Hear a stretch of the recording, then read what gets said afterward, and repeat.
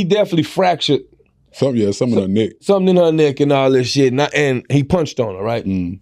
Like, to me, it's like, I literally, when I hear these stories, I sit there, I be like, how mad, like, what can somebody do to piss you off to let that be the response? I can't even see myself reacting like that smooth if I found that I got cheated on, bro. Yeah. Oh, no. You see what I'm saying? It's like, so for me, like, I think he fumbled his bag. Yeah. Like, it's dumbass, like, what? Before you walked in the barbershop, we was talking about that. They said it was like, it's the alcohol.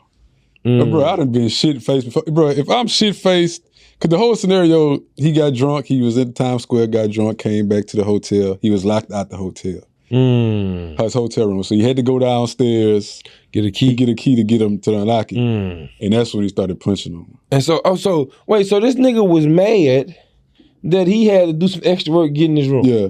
Look, you know how many times I'd have been drunk, couldn't get into the hotel and just slept outside the door, nigga. Just sit down and fall asleep, bro. No, that's crazy. Cause it's like, no, bro, listen, you already know how we know our stance on DV on this show. We didn't talk about it. Like, we don't condone none of that. That sucker shit at all. If we being real.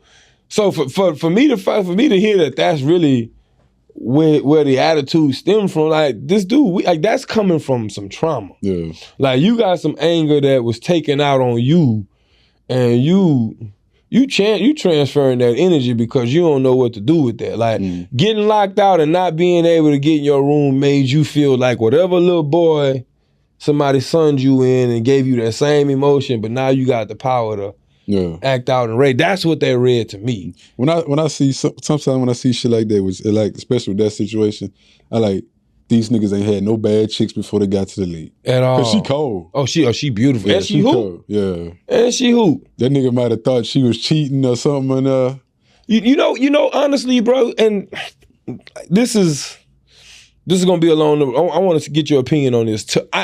I ain't trying to listen. We are anti-bullying show for show, and people like we ain't.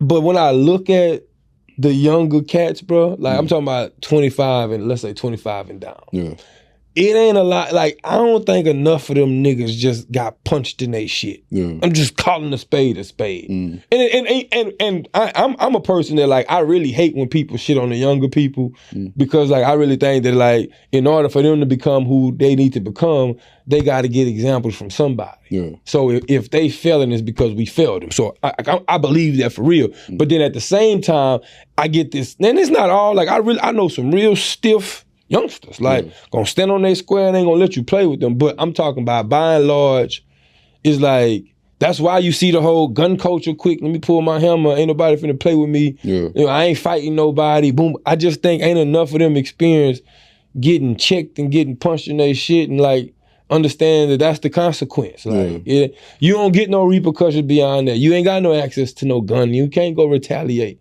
That's, to me, I think what we see with this whole Kevin Porter rage, beige rage, I'm in my feelings, choke you out shit. I think that stemmed from how them niggas brought up cuddle, nigga. This them little niggas right here, son. I definitely agree. You think he gonna be out the league though, or they gonna give him another chance? He should be. I'm gonna keep it a bean with you, Smooth, especially when you.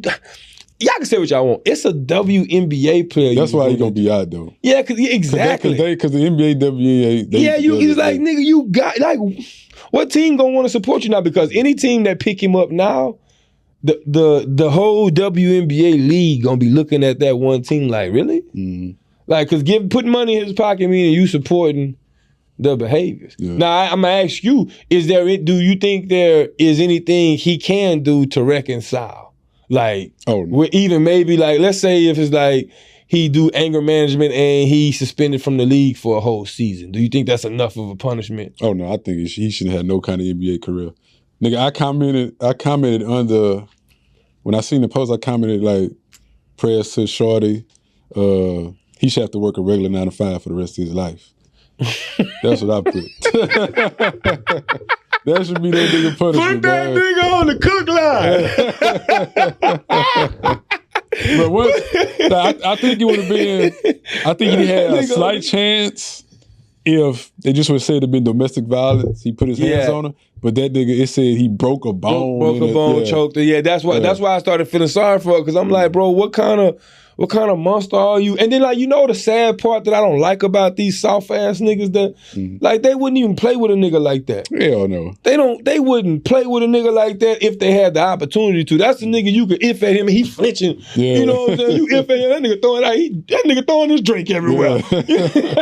He one of them niggas, like, in my opinion, if you can go ahead and be and see a defenseless woman and go there, you're a whole ass nigga to me. Definitely. Cause like I don't understand the concept of like trying to, oh, bitch, you lock me out the apartment, I got a point to prove.